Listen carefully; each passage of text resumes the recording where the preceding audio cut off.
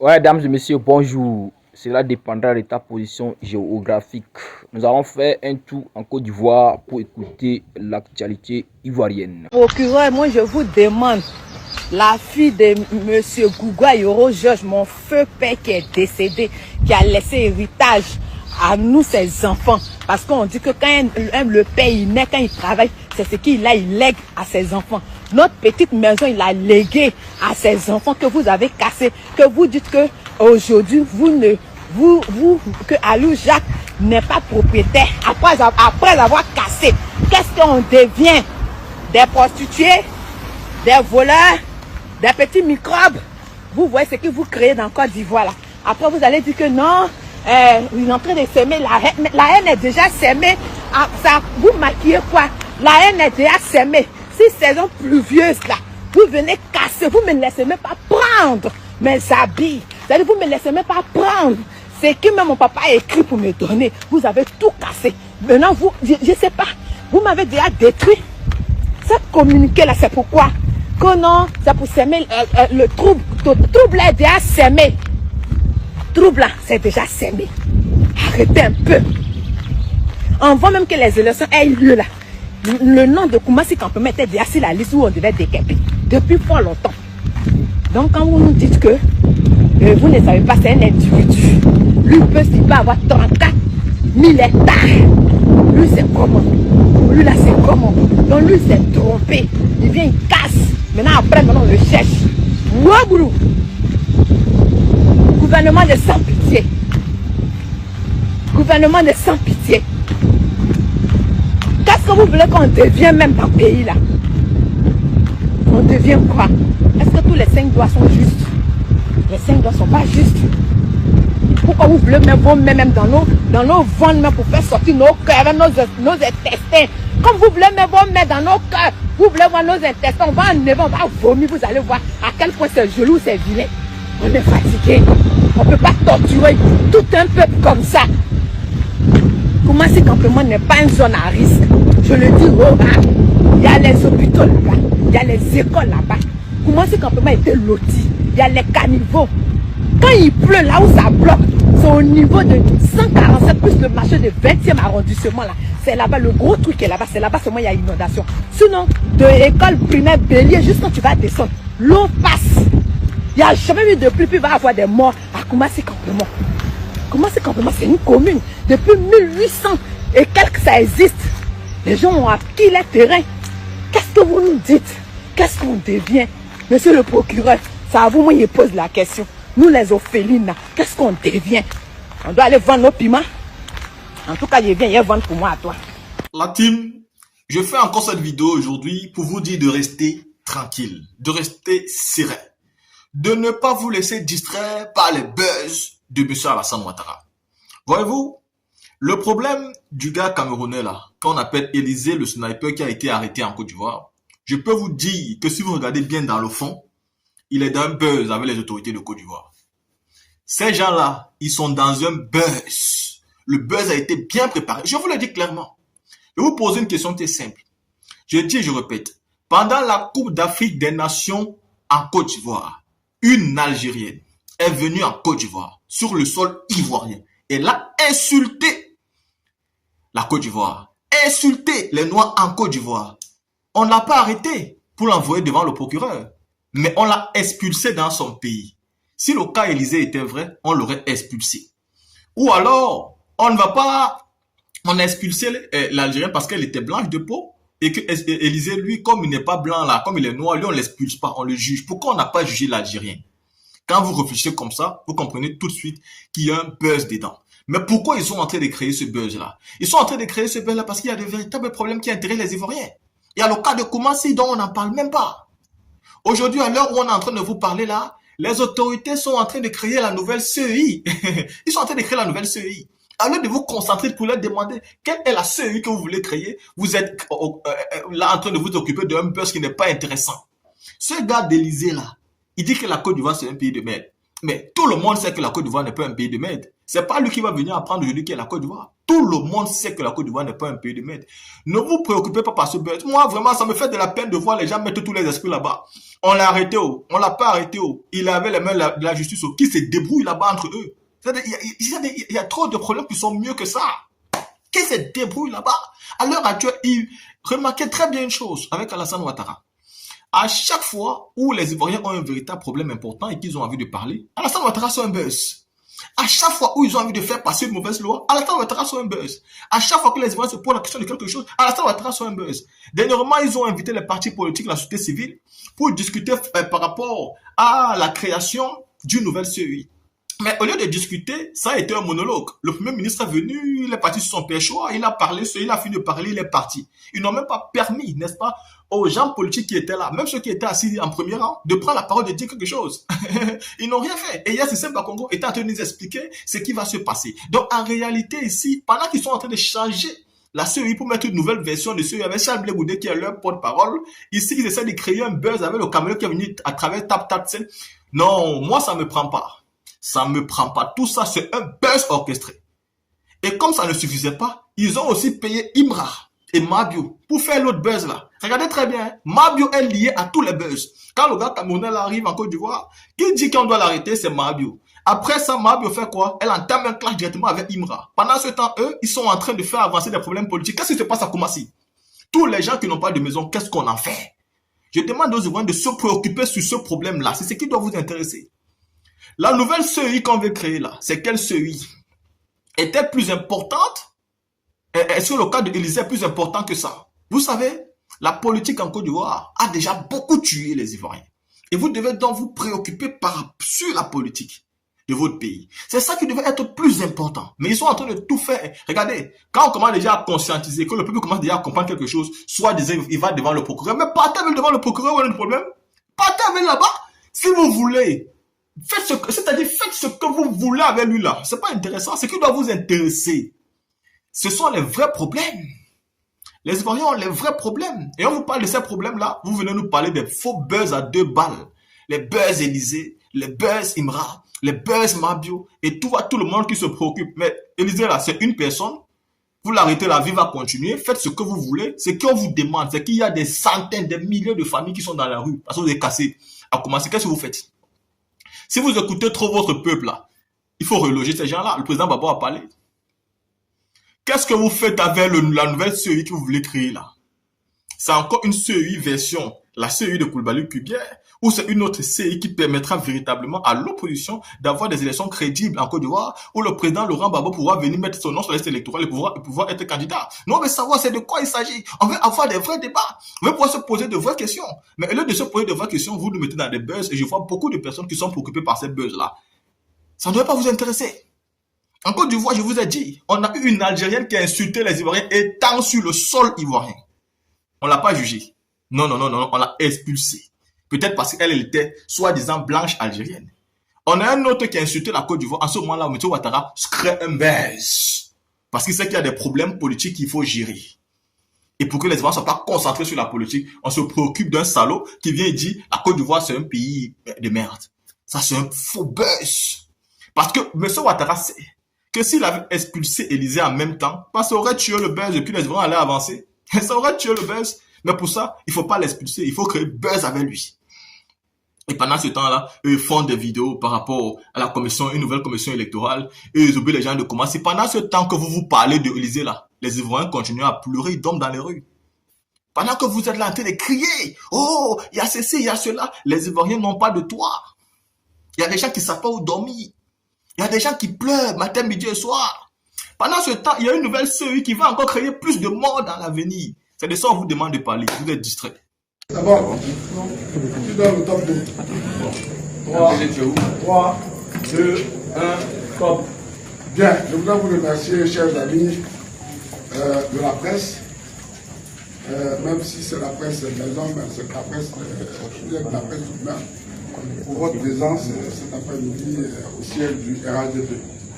Nous avons convié pour venir rendre compte des conclusions de la réunion que le secrétaire exécutif vient de tenir en session extraordinaire.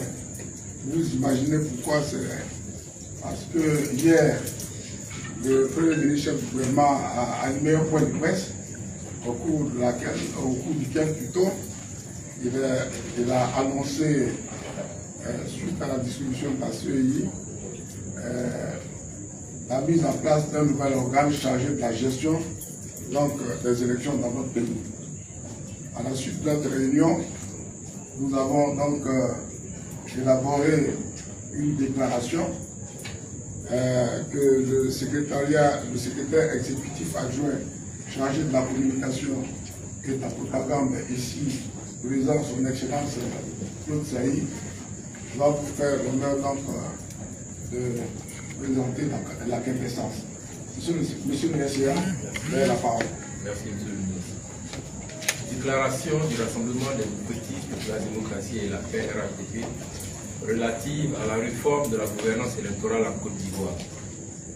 Le Rassemblement des oufettistes pour la démocratie et la paix RHDP a suivi avec un grand intérêt le lundi 22 juin 2026 l'adresse faite à l'auditorium de la primature par M. Robert Begré-Mambé, Premier ministre, chef du gouvernement, en présence de l'ensemble de la classe politique et des organisations de la société civile relative à la réforme de la gouvernance électorale en Côte d'Ivoire, telle que décidée lors du Conseil des ministres du 6 mai 2026.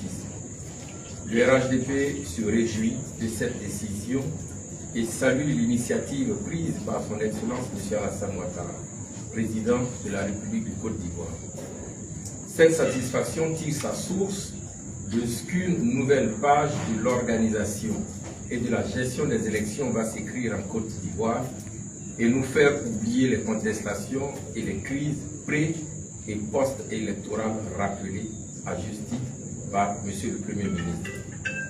En effet, comme l'a souligné M. le Premier ministre, après le retour au multipartisme le 3 mai 1990, ouvrant la voie à la création et à la légalisation de plusieurs partis politiques, ceux-ci, dans leur quête d'élections transparentes, ont exprimé dès 1994 des préoccupations se rapportant à l'encre indélébile, à la transparence des urnes, au vote à 18 ans, au bulletin unique, à la mise en place d'un organe chargé de l'organisation et de la gestion des élections d'un bout à l'autre du processus électoral. Ainsi, il a été institué successivement la commission de supervision de l'organisation du référendum, COSU, en 2000, la commission nationale électorale, en 2000, la commission électorale indépendante, CEI, créée par la loi numéro 2001-634 du 9 octobre 2001, qui a connu plusieurs modifications, particulièrement à partir de 2014, suite aux différentes phases du dialogue politique initié par son Excellence, Monsieur le Président de la République, jusqu'à sa dissolution en mai 2026, en raison des contestations récurrentes de plusieurs partis politiques, ainsi que de certaines organisations de la société civile, exigeant des modifications dans la composition des membres de cette institution, notamment le recours à la Cour africaine des droits de l'homme et des peuples. Le RHDP salue les acquis enregistrés par la CEI et se félicite de l'engagement d'une réforme du système de gestion des élections dans notre pays. En décidant de procéder à la dissolution de la CEI, dont le mandat des membres était arrivé à expiration, et en annonçant la mise en place d'une nouvelle architecture de gouvernance électorale, le président de la République et le gouvernement démontrent leur capacité d'écoute, leur sens élevé de la responsabilité et leur volonté permanente de rechercher le consensus sur les questions d'intérêt national. Le RHDP note avec satisfaction que cette réforme intervient dans un contexte marqué par la normalisation de la vie politique nationale et répond aux préoccupations exprimées depuis plusieurs années par de nombreux partis politiques de l'opposition ainsi que par diverses organisations de la société civile qui ont régulièrement dénoncé tantôt l'organisation de la CEI et tantôt sa composition jugée déséquilibrée intérêt selon eux. Le RHDP salue particulièrement les principes fondamentaux qui sous-tendent cette réforme, notamment la professionnalisation et l'efficacité de l'organisation matérielle des élections, la garantie de la neutralité, de la transparence et de la sincérité du recensement ainsi que de la compilation des suffrages, le renforcement du contrôle, de la supervision et de la régularité de l'ensemble du processus électoral. Le RHDP considère que cette réforme ambitieuse constitue une avancée historique susceptible de renforcer durablement la confiance entre les acteurs politiques, de prévenir les crises post-électorales et de favoriser davantage la stabilité institutionnelle de notre pays. Le RHDP exprime ses vives et sincères admirations à son Excellence M.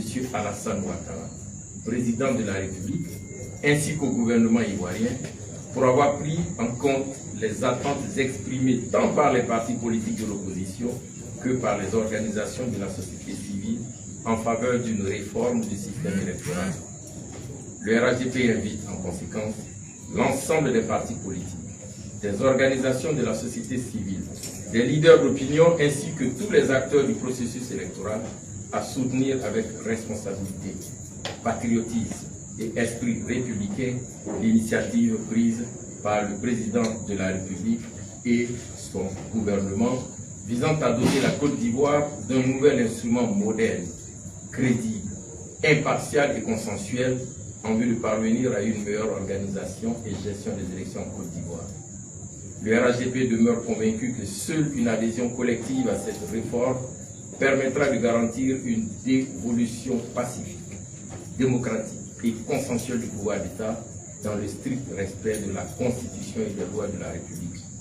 Le RHDP réaffirme enfin son engagement constant en faveur du dialogue politique, de la paix, de la démocratie et du renforcement de l'état de droit afin que les élections en Côte d'Ivoire soient désormais et définitivement des moments d'expression sereine de la volonté populaire et non des facteurs de division.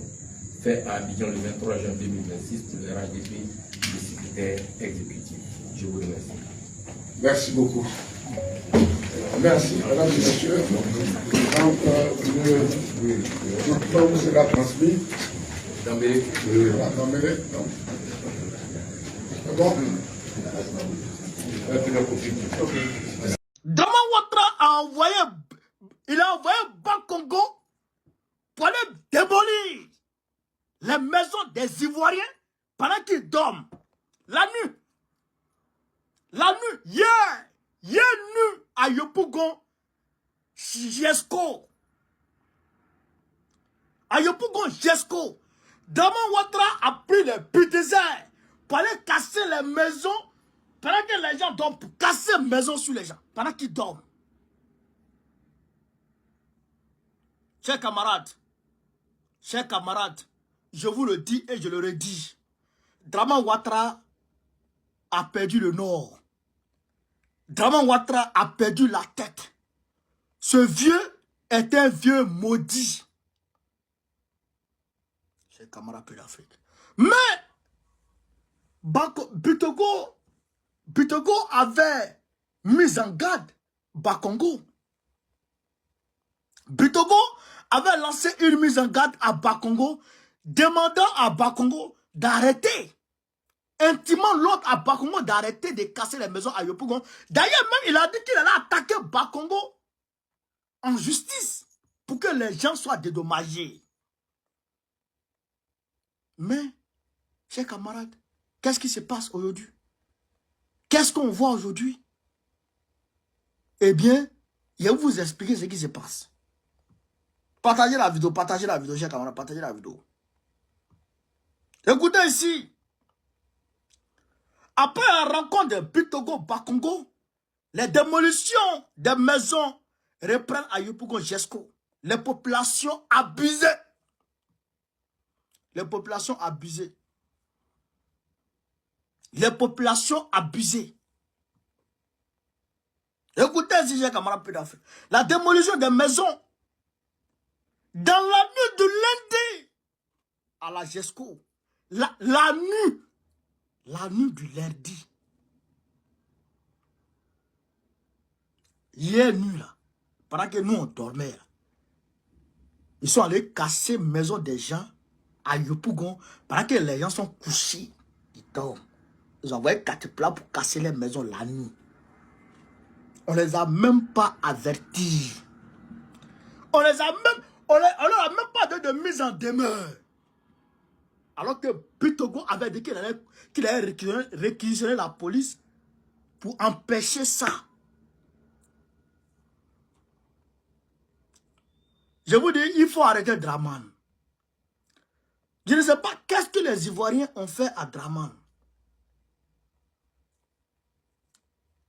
Chers camarades, les démolitions de maisons par les bulldozers du district d'Abidjan sont à pied d'œuvre depuis le lundi 19 février 2024 au quartier Jesco de Yopougon. Cette action intervient au moment où le maire de la commune est en mission en Égypte dans le cadre de ses activités parlementaires. Les habitants de Jesco ne savent pas pour l'heure à quel sein se vouer. Qu'est-ce qui se passe? Bakongo et Bitogo se sont vus le 1er février 2024. Ils se sont rencontrés le 1er février 2024 pour parler de cette affaire des maisons. Quand ils se sont rencontrés, ils ont parlé et ils sont entendus. Maintenant, ils ont attendu. Je sais que c'est d'un commun accord à ce que Bitogo voyage. Ils ont attendu à ce que Bitogo voyage pour ne pas que la population de Yopougon voie ça en une faiblesse de la part de Bitogo, de ne pas pouvoir empêcher Bakongo de casser leur maison. Donc, ils disent, alors Bitogo, toi, il faut voyager. Donc, Bitogo est parti en Égypte pour aller mendier. Il allait faire la manche en Égypte. Donc, Bitogo étant en Égypte, alors où on parle là, il est en Égypte, hein, il est en train de faire la manche. Il demande l'argent aux Égyptiens. Bitogo. Draman l'a envoyé là-bas pour demander l'argent. Pour aller faire la manche. Comme c'est un éternel mendiant au vilain ventre, à la figure de tapette de Wotro Tigui qui a poussé Wotro depuis 90. Il pousse Wotro sa chaussure. Comment ça devient là? Draman Ouattara, son visage est comme ça. Un vieux babier. Un vieux badjoubro. Un vieux maudit. Donc, il envoie Bitogo, toi fallait. Mais, il envoie Bitogo, toi fallait demander l'argent aux Égyptiens. Ils n'ont qu'à donner un peu d'argent. Quand on est fini, ils n'ont pas gagné beaucoup d'argent dedans. L'argent, ils voulaient dans le cadre, ils n'ont pas eu ça. Donc, il fallait demander l'argent. Donc, ils vont demander l'argent maintenant. Donc, pendant que Bitogo a demandé l'argent, il dit à Bakongo maintenant, va casser. La nuit, vous avez déjà vu ça dans ce monde, Cheikh Abara. Est-ce que vous avez déjà vu dans le monde un homme, une autorité légale, se lève pour aller détruire maison des gens la nuit? La nuit, vous avez déjà vu ça? Vous avez déjà vu ça dans vos vies?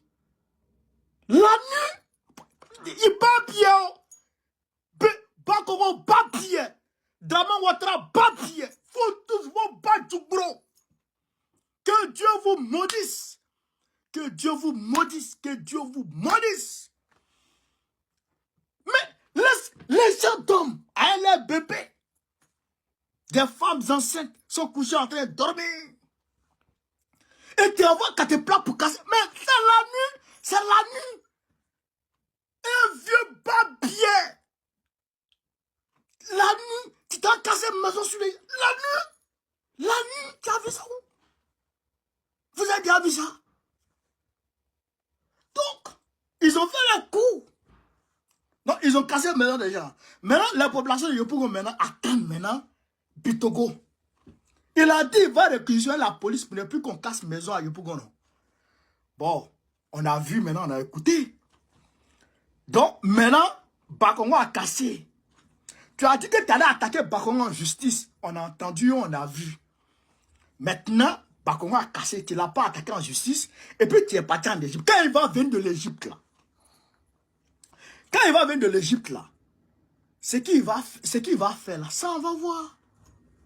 S'il va aller saisir l'école de Bas-Congo, on va voir. S'il va se lever pour faire ceci, on va voir. Oh ben c'est pas ça. C'est ça. Alors, là où ils sont cachés là, beaucoup de gens ont l'air assimilés et ils ont caché leur maison. Ça, c'est une attestation villageoise.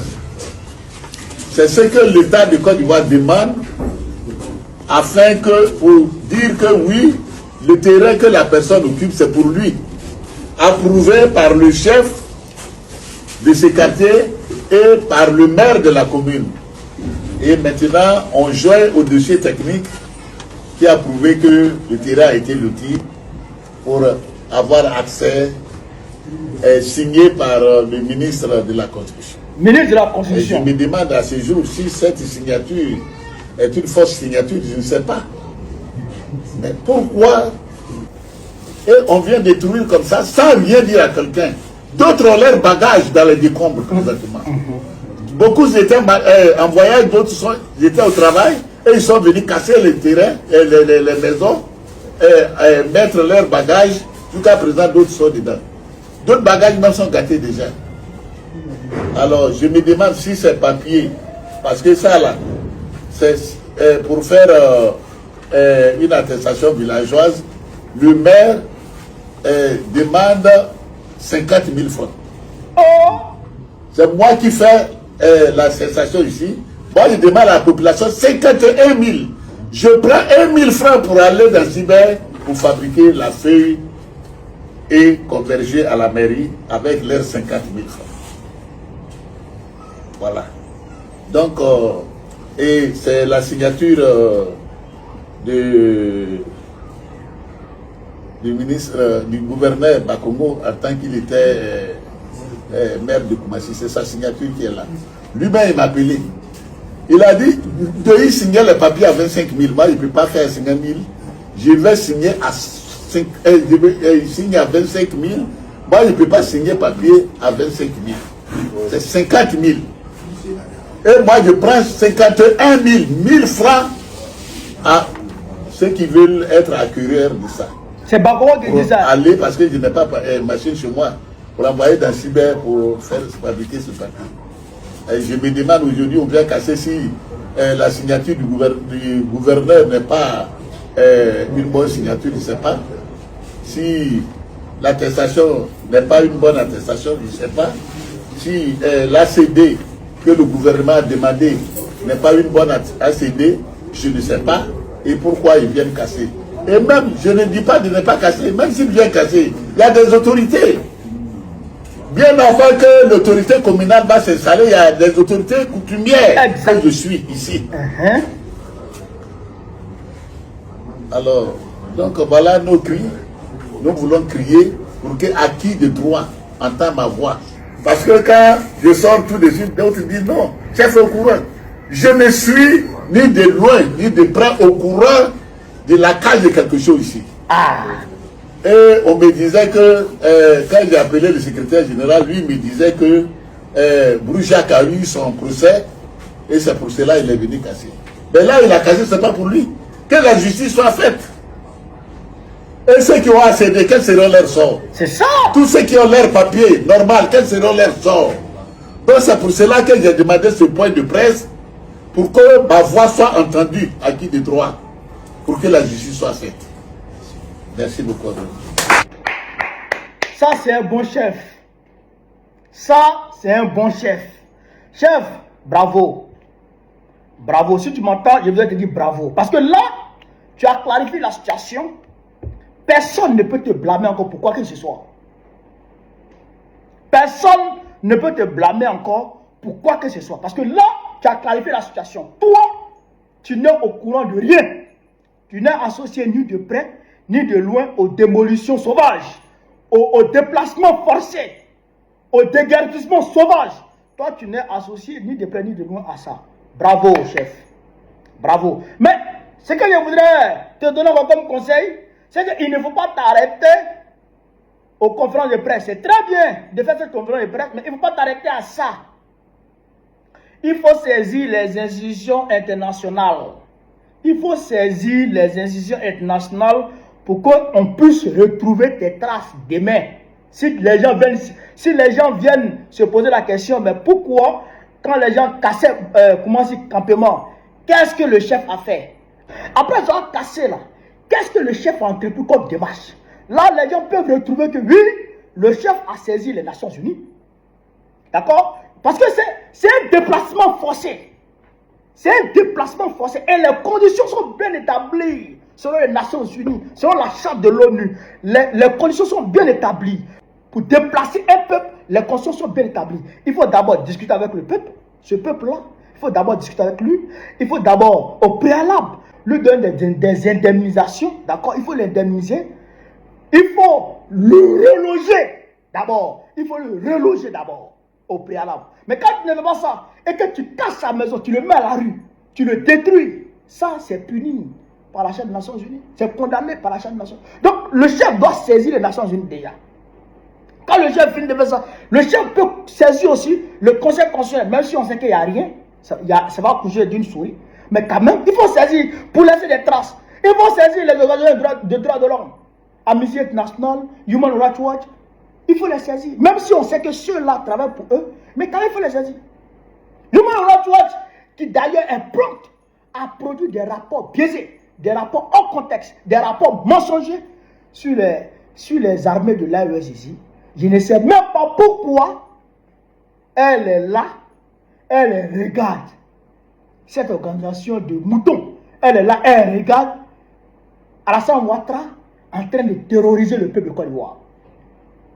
En train de contraindre le peuple à un déplacement forcé. En train de casser, brutaliser le peuple.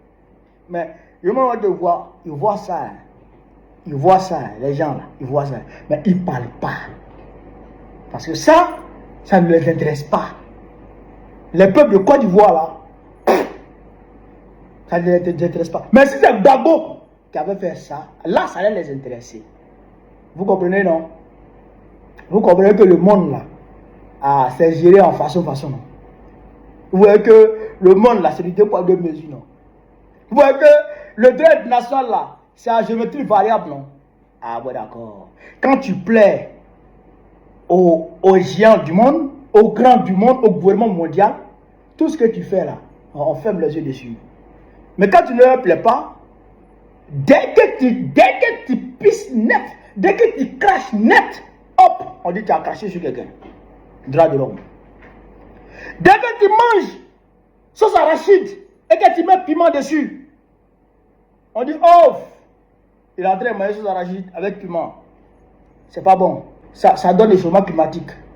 Piment, il est en train de manger, moi, je dis ça donne le changement climatique. Vous comprenez? C'est ça la réalité. Sinon, ça là, dans les pays européens là, même le chien, tu ne peux pas aller casser la niche d'un chien comme ça. Tu ne peux pas. Toi-même, propriétaire de chien, il faut t'amuser, il faut casser la niche de ton chien.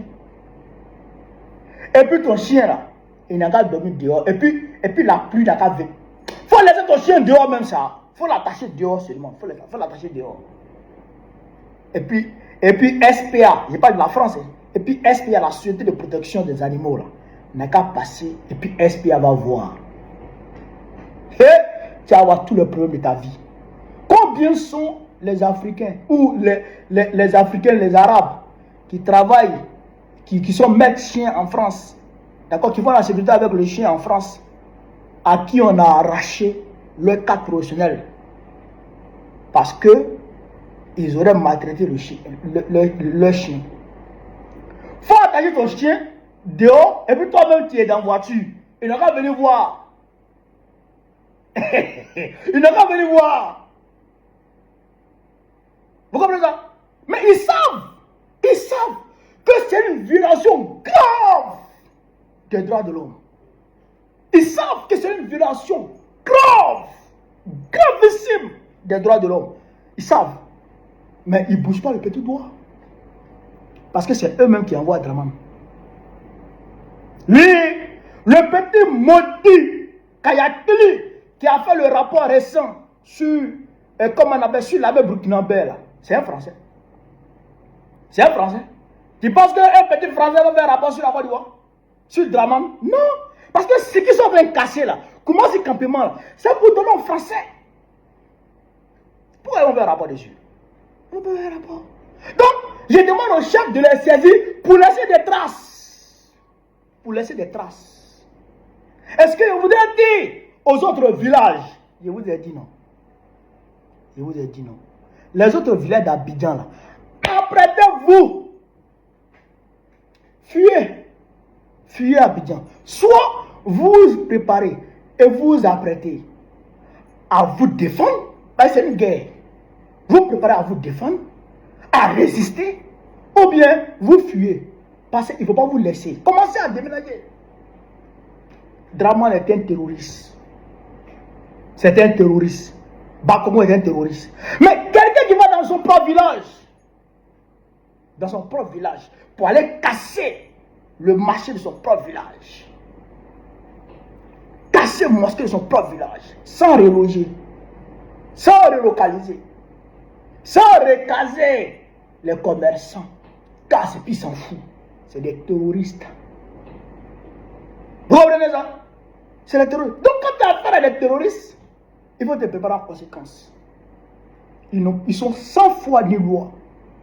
Sans foi ni loi. Le ministère de la Constitution signe un papier puis te donne et dit aujourd'hui, voici ACD. Arrêtez de concession définitive. Le terrain là, c'est pour toi définitivement.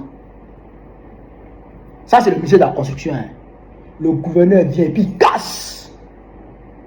ACD et puis quoi? Il s'en fout. Ils connaissent, ils ne regardent pas la loi. Et puis ils n'ont pas de cœur. Ça, c'est pas le terroriste qui est là. Qu'est-ce qu'on peut faire avec ces gens de personnes? Si ce n'est pas résister. Donc, soit on résiste, ou on fuit. Ça, c'est la vérité. Donc, je voudrais encore féliciter le chef qui a clarifié la situation. Celui qui vive l'Afrique libre, vive le panafricanisme, vive le plan panafricain, vive l'AES. Vive l'AES. Vive l'AES. Babo, président Bekoro, très prochainement. Inch'Allah, on est ensemble.